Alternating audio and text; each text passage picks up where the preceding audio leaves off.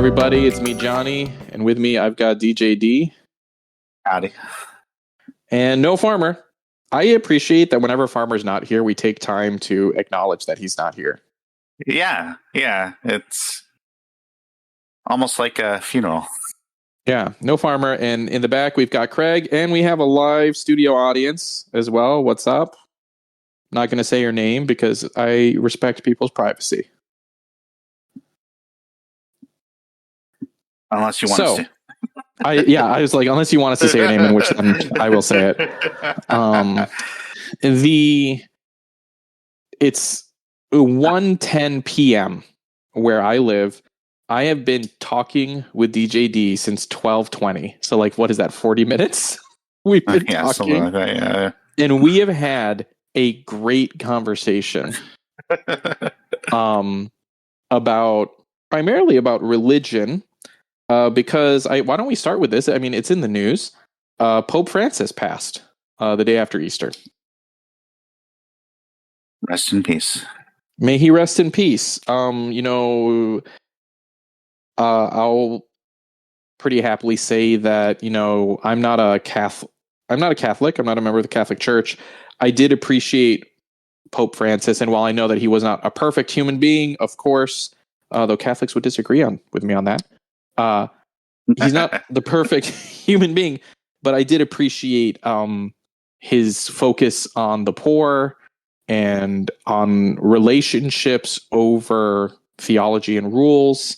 And I appreciated at least the appearance of humility from him, being the top of the Catholic Church. I will miss him, and I really hope that the Catholic Church doesn't go the other way on those things. I think that anyone who promotes empathy in this day and age, is providing a net benefit to the world in doing so, and that without them, the world isn't quite as bright, I would say. Yeah. No, agree. 100% agree, D. 100%. So may he rest in peace. Oh, hold on. There's going to be I forget what it's called. Where they have the meeting. Do you remember what it's called? Where they choose the new pope? No. I don't remember the specific name for that meeting. They're having the Rumble, the showdown, where the Cardinals duke it out to see who's pope. One of the people in the running is a Filipino. We've talked about clash.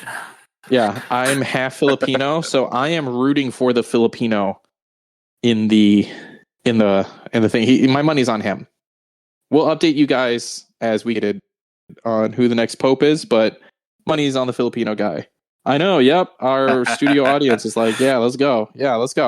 We need to get some adobo and pancit in the Vatican. All right, that's what we need.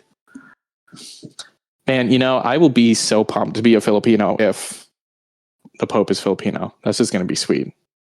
I'll make it come off. Anyway, we had this great conversation about religion and about worldview and paradigm, right? Yeah. That was really nice, and we're going to go right into that with, I want to say something a little controversial. Are you ready, D? Oh, gosh. Okay. I mean, this is way better than the transition I had, so. When talking about worldview and paradigm, what I want to bring up here is that I want to come out to you guys. I don't like cozy games. I know I seem like a cozy person. Maybe the people who listen to this podcast would be like, Johnny, nobody thought that you're a cozy person. Nobody. Nobody thinks that, but I make cozy music. I love cozy vibes. I'm not going to buy any more cozy games. I buy these games when they're on sale or not on sale, and I try and play them, and I don't like them. I just don't like it. I'm too competitive, I think. This is just ridiculous, Steve. What about you? Are you a cozy gamer? I would say I'm definitely not a cozy gamer. There's some cozy games that I can kind of sort of get behind, but like the problem is that anytime that a non-cozy game that I want to play comes around, like that cozy game gets dropped, right? So like Animal Crossing was big on that, and then like other games came out, and it's been difficult to go back to Animal Crossing because there's other games. Like, I mean, yeah. But here's the thing: with a cozy game, who cares if you stop playing it, right? The game doesn't care if you're not playing it. They're like, hey, you I do would you. say that. I would say that Animal Crossing cares very much if you stop playing it, because every time you go back, they go, "Wow, I haven't seen you in forever. Where have you been? Why have you abandoned us?" You know, every single villager will come up and tell you that, and it's like, okay, all right then. Like, geez. This is where we differ, because I hate all of my villagers and I don't want to talk to any of them. So so with cozy games, right? The game. Oh, here's a good one. Can you guess what cozy game has pushed me off the cozy game cliff, and now I've realized I don't want to play cozy games anymore? Ooh, I don't think I can. I'm not sure. I really don't know. There's a game that just came out called Wander Stop. Are you familiar? Oh, sure. Yeah. I almost played that the other day. Yeah. I bought this game on Steam for maybe it wasn't full price. But one of the people who worked on it, I met on Twitch. So I was like, yeah, I'm going to buy the game. And here we go. Where's the description of the game? Wander Stop is a narrative-centric, cozy game about change and tea. Playing as a fallen fighter named Alta, you manage a tea shop within a magical forest and tend to the customers who pass through. But Alta does not want to be here, and if she gets her way, the tea shop will be nothing but a brief and painful memory. Wander Stop is a tea shop management ritual. Grow and harvest the ingredients needed for tea and then mix them together in an unusual tea-making contraption. Along the way, speak with the many travelers who pass through the shop, learn their stories, and make tea that's just right for them. In your downtime, you might tidy up around the clearing, decorate the shop in your style, or just sit on a bench with a cup of tea and listen to your own thoughts. Maybe doing nothing at all is okay. The shop demands patience. It rejects those who have come only in the pursuit of growth, unchecked. And that's why Alta can't be here. It's why she'll never make it. This isn't who she is. No, she's a fighter. Why would anyone insist on turning the world's greatest championship warrior into a docile shopkeeper? With everything she's capable of? No. She won't. She won't do it. She can't. I like the no. Here's the thing. That game was immediately sending me signals of like, this game is not for you. Probably the coziest game that I put a lot of hours into and really enjoyed was Stardew Valley. Did you really put in a lot of time in Stardew? No, I had trouble getting into Stardew. I don't know what it was, but like, I feel like maybe I was just always playing it late at night, right? Like it would always be like when we would play together, and like I would just be super tired. And cozy games when I'm tired are just not a good combination, right? So I played a lot of Stardew, but here's the thing. Let me explain how I played Stardew, and you'll start to see the pattern here. I really liked to work on the farm. I didn't particularly love the combat, and I didn't really care to talk to any of the townspeople or get to know them, right? I just wanted to work on the farm and like sell veggies and stuff. The only reason I got married in that game was because I had read that like if you get married in the game, they help you on the farm. They like help water the plants and stuff. And so I like romanced someone and got married. I romanced Leah. And that's it. But you know, like in Animal Crossing, for example, I couldn't get into Animal Crossing. I actually got stuck before they did, before I got terraforming, because I just didn't want to take out another loan from Tom Nook. I like paid off my multiple loans. I'm actually, that's kind of where I am too, where like, it's not necessarily that I don't enjoy Animal Crossing, but like, I don't like, maybe this is just like me dealing with it too much in like real world talk, but I don't like being in debt. Like, hey, joke's on you guys. This is actually a Dave Ramsey podcast, and we're going to talk about that now. No, Same. And it was like, he's like, hey, why don't you take out a bunch of debt and I can make your house bigger? And I'm like, I don't even do anything in this house. None of my rooms are decorated. Why would I take out another loan to get a third room that I don't use? Right. Yeah. But like, I don't care to talk to the villagers. My whole island just turned into an orchard. I just planted as many fruit trees as possible, and I would just collect the fruit trees and then sell the fruit, or collect the fruit and sell it. And that's how I made money. That's it. And I realized, because another game that's kind of cozy, I would say that I like to play is Cult of the Lamb. That's kind of a cozy game, right? I would say kind of. I don't know, because like I feel like the combat aspect of that and the simulation aspect of that, both are kind of like not necessarily like super like. Well, see, you touched on it, D. I like simulation games. Yeah. I was playing Farming Simulator, not Cozy Stardew, right? Right, yeah. And when I play cozy games, if there's a simulation aspect to the game, I enjoy that because I like management and simulating. I don't care about fake friends in video games. That's it. I don't care.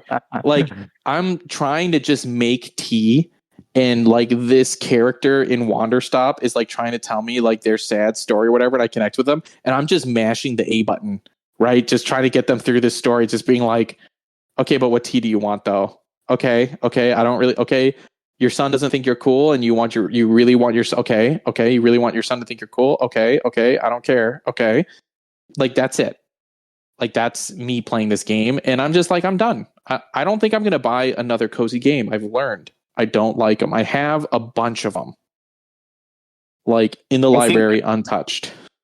What I really appreciate about, like, not to like make this into an advertisement commercial, but what I really appreciate about Game Pass is that if I do feel like I'm in the need for a cozy game, then, you know, I mean, I can always go to Game Pass and find plenty of them. So I love that I literally just read the bio of a game on Steam that people can go buy, and then you just promoted Game Pass.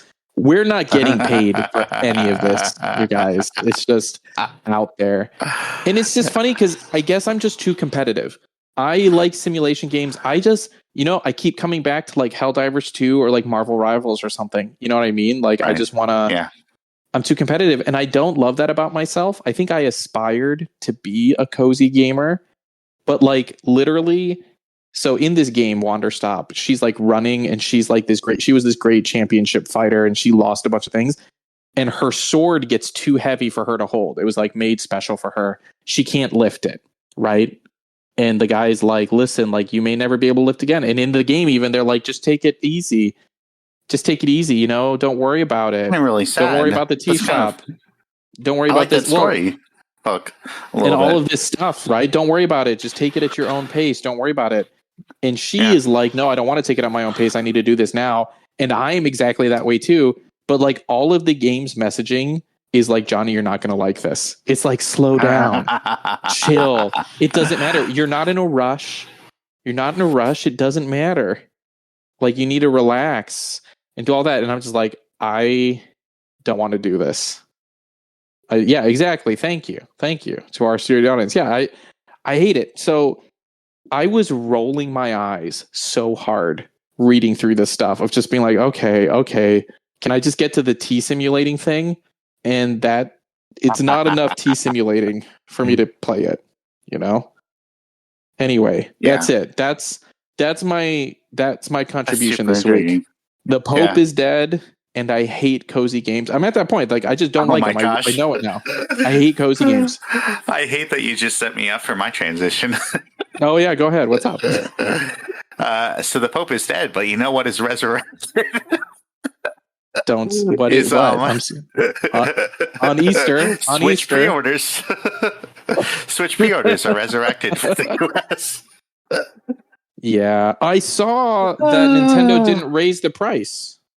No, I'm actually really surprised by that. I was really expecting to at least raise the price a little. I was hoping it wouldn't be too much, but I was expecting at least a little.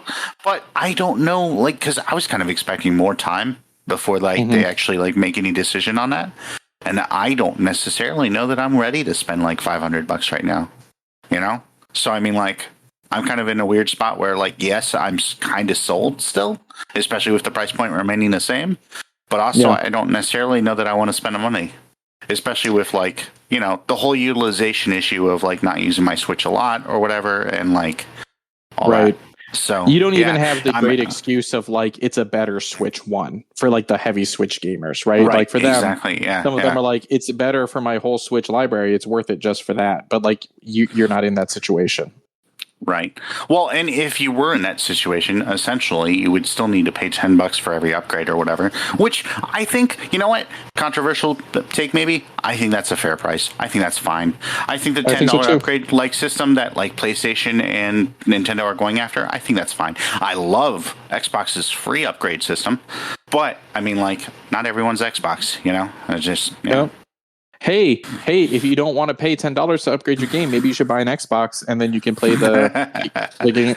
Really, right? So many people come on be like, oh, Xbox is this, Xbox that. It's not as good. It's not as good. Hey, you know what, though? I will say about Xbox, they do seem to be more chill about going after your wallet than some of these others. That is very true. Know? Yeah. There's nothing selling me on it yet, you know? And I think it comes back to like what we talked about we already have handhelds. I already have a Steam Deck. I know I want one, but I just don't know when something's going to come out that's going to put me to. Oh, yep. Here we go. Our studio audience says my friends are boycotting the Switch 2 specifically for the outrageous game price points, but also because you could get a PS5 for that money. All right. Did you listen to last week's episode? Because last week's episode, I just said, get a job. Honestly, like the $10 more is like absolutely like what was going to happen anyway. It's kind of shocking that Nintendo's leaving that with like their essentially still kind of out of date hardware. But like, I mean, and I say out of date, like as in like it's not next gen, right? It's current gen essentially, you know, like. But here's the thing. I don't feel like anything's pushing this gen yet either, though. Yes, I would agree that there's not a lot pushing it. I think a few games have kind of like pushed it a little bit, but I mean, like there's like probably like 4 or 5 games I can think of off the top of my head that feel like current gen. You know, that wouldn't. What was that at all quadruple A game? The quadruple A Sea of Thieves ripoff. What was that game? Oh, Skull and Bones. Actually, I meant to bring this up last week, but it didn't quite fit into our conversation. Was Skull and Bones? Interestingly enough, they're still working on it.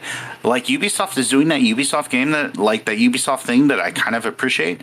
Where if a game doesn't take off at launch, they continue to like work on it and make changes to it and see if it can like achieve legs.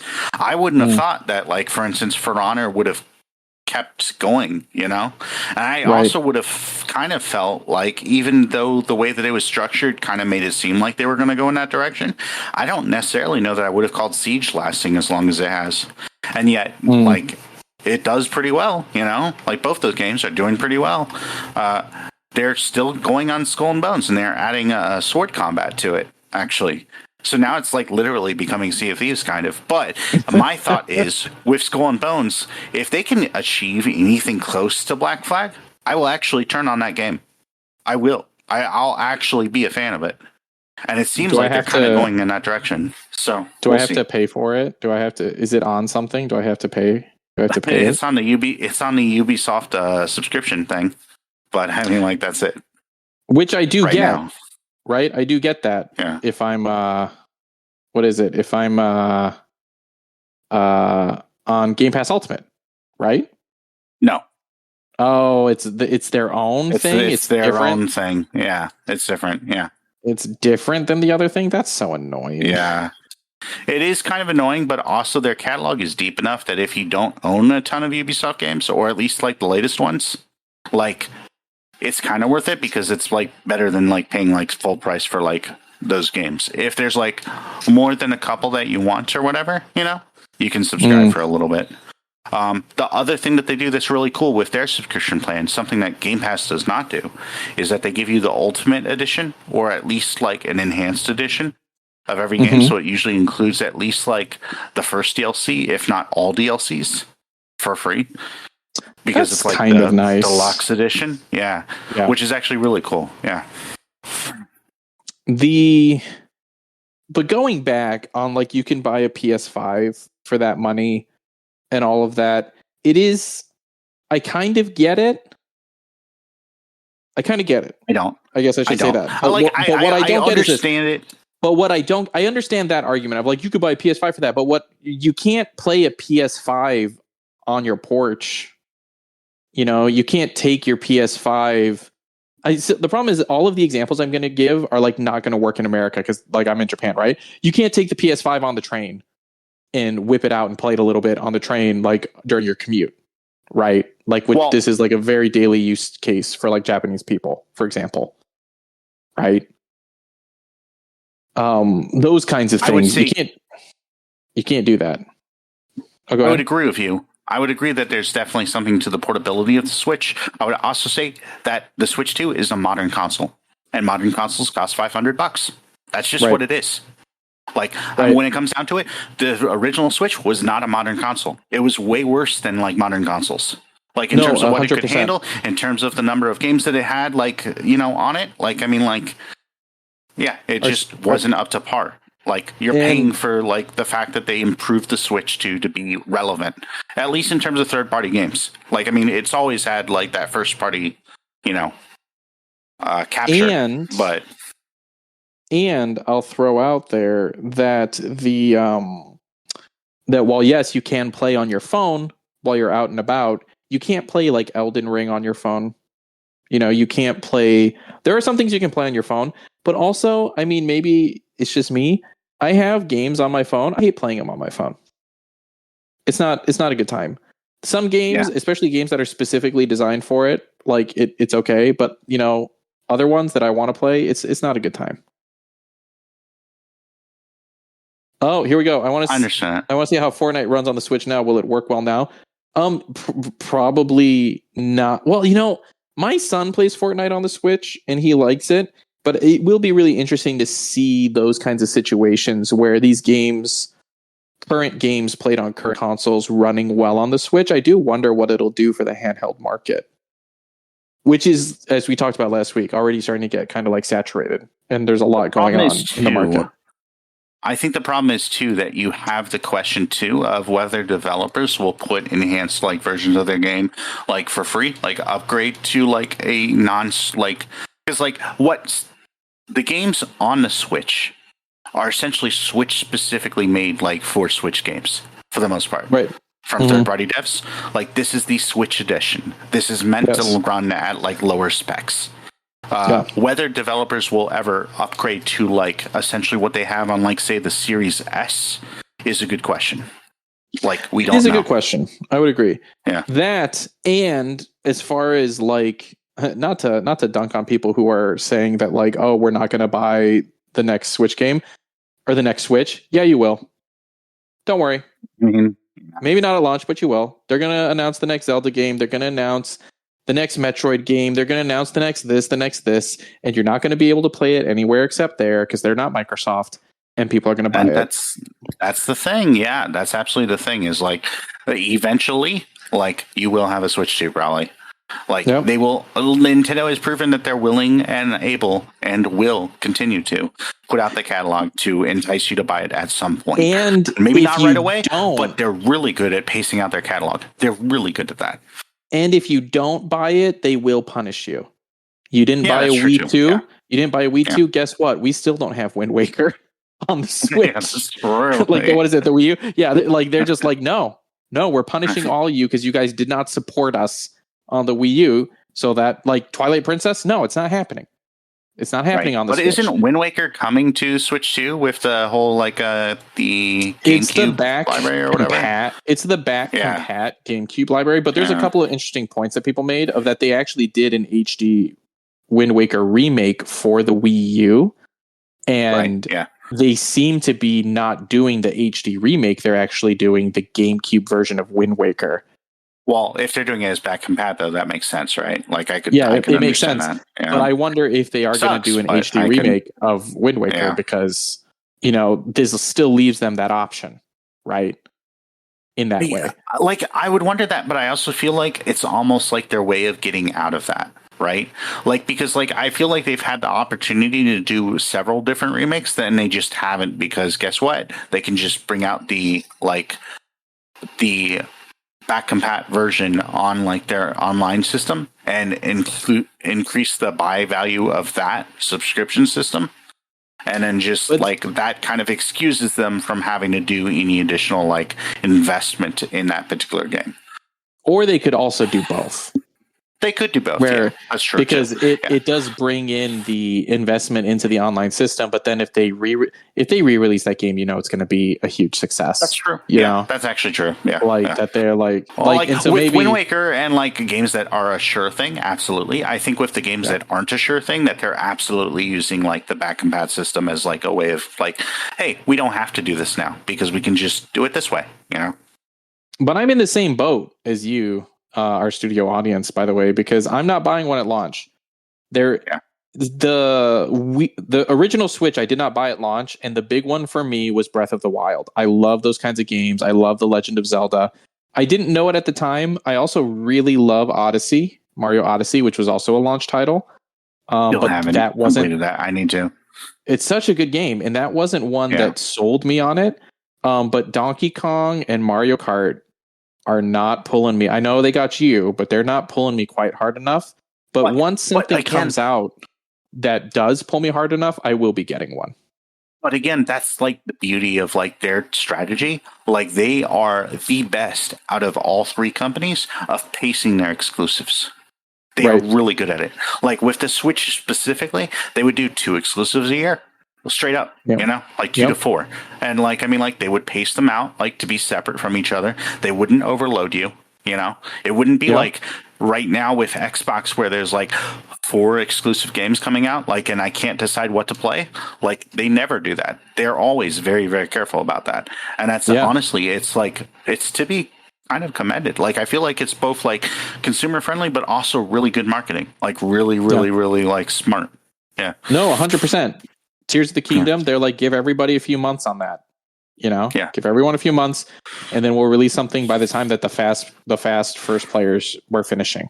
But exactly, waiting. Why not? Why not wait? If they release something that I'm super into, I'll look into it. Well, and it's not a question of if, right? With Nintendo, it's just when. It's when. It's like, when. Exactly. Yeah. It's funny though because I've been trying. So, for those following along my moving saga. It looks like I got the bill for like repairs at the old house, and the repairs, like they sent us pictures and stuff, and it's like barely anything. It's a racket. It's all a racket. But we have to pay like the equivalent of $2,000 to cover all of this stuff now. What the heck? And we already had like a $1,600 deposit that they used all of. So it's like we're paying $3,600-ish. I just want to be done. Whatever. I don't care. Like the old landlady is like, we can have a meeting where I can explain it. And I'm like, why would we go to this meeting? Like what? We're going to take time out of our day so that it's not like she's going to pay for more of it. Well, you know what I mean? She's not going to change her mind. She like what? She just wants to make herself feel better that like, and like they put like tape on the wall of like sections that like, oh, we need to replace that. It's like, you're saying it's costing like $2,000 for you to replace like this tiny mark of wallpaper. Like how much does this wallpaper cost that you need? Like, how much does it cost? Like, kind of a deal, right? Right. Yeah. But that's what happens when you got construction companies coming in, knowing, and they give these crazy prices, and the landlord doesn't pay it. So the landlord is like, "Oh yeah, that's totally fine, sure." Scam central. Exactly. It's a scam that is in the whole of Japan, and everyone has to deal with it. Like it just happens, right? This is how people be making money, and so that's happening. I've been wanting to buy a new TV for forever, right? And this morning, I came in the other room. And there was like our screen like had a darker portion. Oh, perfect. Well, no, except that I'm about to spend like $2,000 on this. And I'm like, no, like we're about to spend $2,000 on this. And we already like, we just moved into this house. We just went to America. We don't have any money. And now I need to put down the money on a new TV too. But it turned out to be a non-issue. It was actually, we watched through an Apple TV. And it was like a shadow from like this weird thing on the Apple TV that like I just restarted it and it fixed it. So I saved some money. Okay. Yeah. Well, saved, quote unquote. Yeah. Save some money. Well, I'm not going to buy a new TV. Not yet. Man, it's I'm rough. really, really disappointed that TV prices are going to go up here because I loved showing you how cheap that they were. I hated that. Oh my God. Ugh. Well, we started recording super late, so this will be a short episode. You have anything you want to add in before we're done, D? So I do, I think. What was it? Oh, the Star Wars Celebration just happened. Some of the stuff out of that was cool. Like the Starfighter movie or whatever. Andor 2 is starting like up soon. Trailer or of Andor season 2. I think it just started or something, or is about to or something. Yeah, which I'm very excited about that. Oh, Minecraft movie is doing fantastic, which I hate, but that's gamers. It's the new era of video game movies. Yeah. So wait, so let's call it right now. Next big video game movie is clearly going to be a Fortnite movie, right? Probably, yes, yeah. Like they're going to make some stupid Fortnite movie that makes no sense, and people are going to watch the crap out of it and be into it. Like, who is going to be? Yeah, John Fortnite. Who is going to be the star of the Fortnite movie? That's a great question. Probably someone who, hey, you know what? They could get Alan Richardson to play like that main character guy. He would actually be good. I feel like I was gonna say Timothée Chalamet. I feel like he would work in that role. I just want to see Alan Richardson in more things. So I mean, like, yeah, it's crazy to think that like he was in Laser Team, like however many years ago or whatever, you know? Yeah. And then before that, like some like really niche, like very crude show called Blue Mountain or whatever. And like now he's in like all these like, you know, award winning, like really high production like stuff. And it's just neat. It's just cool. And like talks to be like, you know, like be like possibly Batman or something, you know, or whatever. And he did a $1 Million Butt episode with Rooster Teeth. That's kind of ridiculous. Right. Yeah. Well, and he did that movie with them too. Like, I mean, like, yeah. Yeah. I think there better be Peely. That's it. I just want there to be a Peely. So Wheel of Time season 4 apparently they're confident that it'll be greenlit. I still haven't watched season 3, but I hope that's good news. I haven't watched season 3 either, so we'll find out. Yeah. Oh, that's right. Okay, sorry, I completely forgot. This is news I'm kind of excited about. Oblivion is coming out tomorrow. The remaster, which looks more like a remake, which looks really good. All right, why don't we talk about how I hate Bethesda? Let's just start there. I hate that company. Oh my god. Like, I think the last time we talked about Bethesda on this podcast, I was like, God, can someone get Warner Brothers to buy Bethesda so they can just shut it down? Oh god. Oblivion. Yeah. Maybe. But like, I mean, like, hey, I'm excited about it because I never actually played all the way through Oblivion, but I have like fond memories of like going over to my friend's house and seeing them play it on the original Xbox and everything. It's not being able to read the text because it wasn't HDMI, right? It was just analog. Yes, so absolutely, you couldn't read all of the fine text of what stuff said. That's what I remember. I remember it from that era. Two more little things. The Star Wars game that we talked about a little bit briefly last month, when I thought that Star Wars Celebration was last month. Eclipse, wasn't that what it's called? Announced. No. Eclipse, though, actually, on that front, they reactivated their Twitter account yesterday. And they said, keep an eye on here. Do you mean their like X they account? Hadn't posted yes, their X account. Which they hadn't, like, at all posted in, like, months and months, right? Possibly years. So that was really interesting because they deleted all the rest of their, like, post history. And now they just have 3 posts up. And the first one is like, keep an eye here with like the eyes like emoji or whatever. And the other one is a link to like their website to like keep updated. Like, and so like, I don't know, like we might be hearing news on that front really soon, which is really exciting. But also that EA, that Respawn game, the essentially it's like XCOM or like the Gears of War, whatever one. I love those things, man. Like that style of like Fire Emblem, you know? Yeah. The Star Wars Zero company was revealed. and it looks really good. Like, that's not necessarily my jam in terms of like that kind of game, but it looks so good as Star Wars that absolutely I'm going to play it. And it's Respawn. I mean, come on. Like, yeah, very excited about that. I do like Respawn. Yeah. And then last piece of news that I have is like the Marathon Alpha. Originally that was under NDA, and we talked about how that, like, I talked about specifically how I didn't think that was a good move. They removed the NDA. So, wow, really? Yeah, I'm actually really surprised that they did that. But also, like, I mean, like, if they're willing to do that, like, that seems kind of exciting. Like, you know, I mean, we'll see what it looks like and everything pretty soon here, because I think that alpha starts in like a few days. But yeah, we'll see. We'll see if they unnerf that helmet. But being able to see like gameplay of it and the actual like people in the wild playing it, as opposed to like very specific, like a few select creators playing it, I think it'll be a lot better for like marketing that game and showing what it actually is. So, you know, everything going on in the world, I will say this: it's a good time to be a gamer. It is, yeah, it really is. Expedition 33, I think, comes out next week or the week after, which I'm very excited about that because that has a really cool story. Yeah, definitely a good time to be a gamer. Yeah. And on that note, guys, make sure you like. We'll see. Like, there's no way that Titanfall 3 isn't in development. There's no way. There's absolutely no way. There is totally a way. No, what about Half-Life 3? Is that in development? There's totally a way that it's not in development. Like, Respawn made Titanfall or whatever, and Respawn has a lot of power to themselves. And their head of studio, like Vince Zampella, got promoted to being in charge of games at EA. There's no way that they're like not.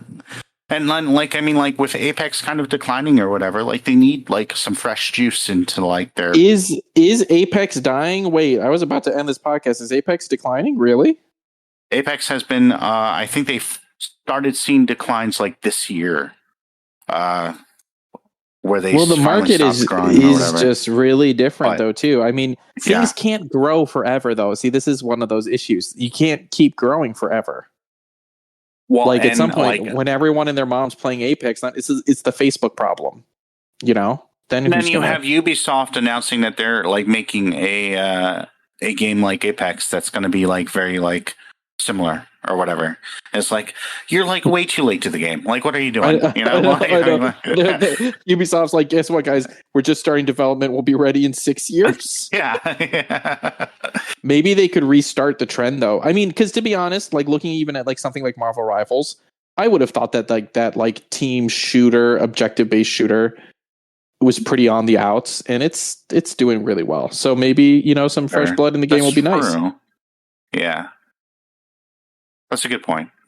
Or like even like the Counter-Strike like gameplay, right? And then Valorant came along and kind of like totally made that bigger than it ever was, you know? Yeah. And Valorant came around and they were like, what if it was a shooter but you stood still? Right. Yeah. I mean, pretty much, yeah. And people were sick of Overwatch. Yeah, no, exactly. This is going to make me sound old, but like I got sick of Overwatch 9 years ago. So I could see people being sick of it now. After playing it a lot, I got sick of it 9 years ago. Yeah.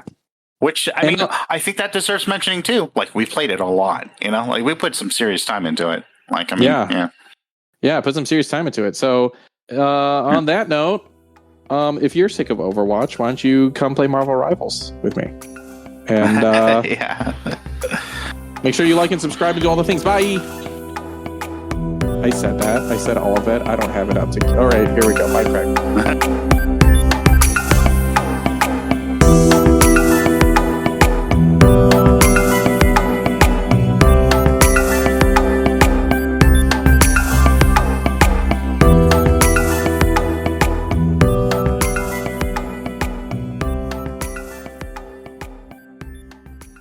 Get out of here, Craig.